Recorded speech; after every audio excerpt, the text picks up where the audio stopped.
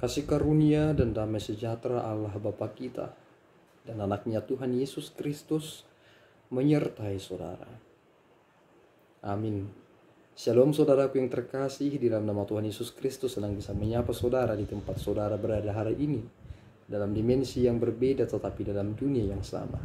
Sebagai insan yang diciptakan untuk Tuhan, sebelum melakukan rangkaian aktivitas kita pada hari ini, marilah kita mengawalinya dengan mendengarkan firman Tuhan. Selamat pagi untuk kita semua. Sebelum kita beraktivitas, marilah kita mendengarkan firman Tuhan. Demikianlah firman Tuhan.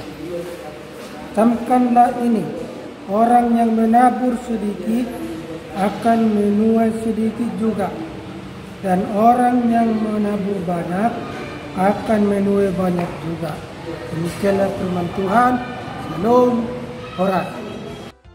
Saudaraku yang terkasih, di dalam nama Tuhan Yesus Kristus, ketika kita memikirkan tentang makna memberi, hal apa yang selalu terngiang-ngiang dalam pikiran saudara?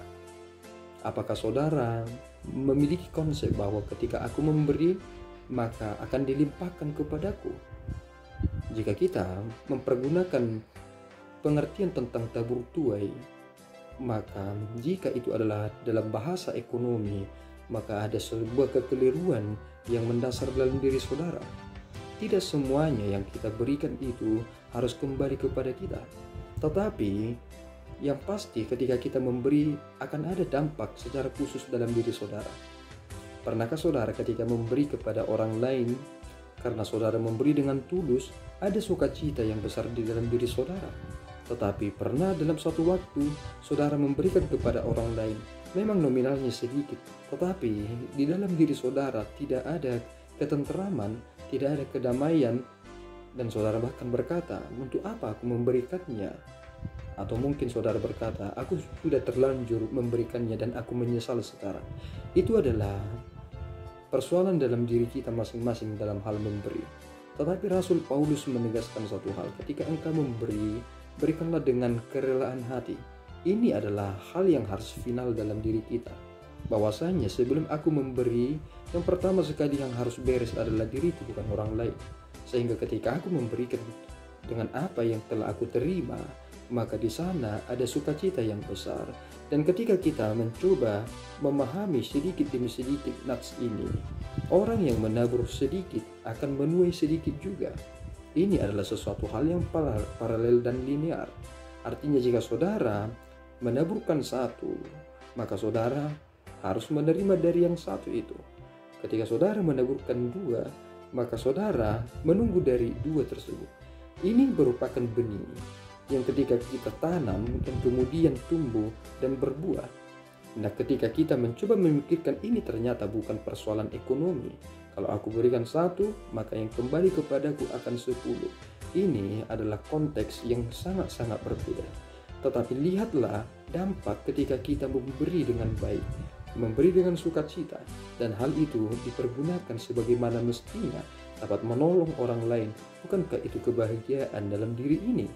Jika aku dapat memberikan yang sedikit itu, ternyata dipergunakan untuk hal yang lebih besar lagi. Sungguh itu adalah berkat yang melimpah.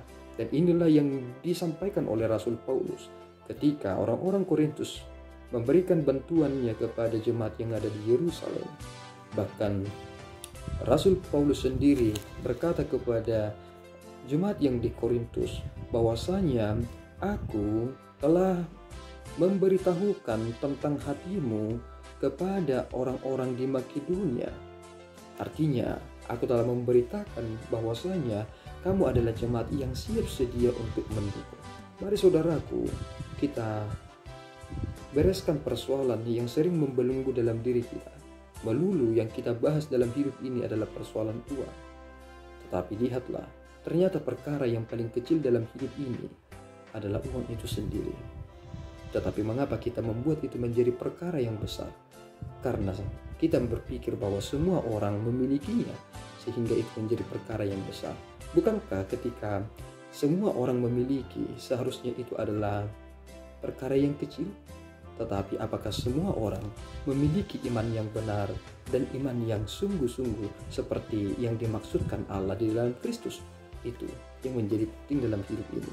Hiduplah dalam kerelaan hati dan memberilah dengan sukacita, sebab itu akan memberikan dampak yang baik dalam diri saudara, terlebih kepada orang banyak. Tuhan Yesus memberkati kita berdoa.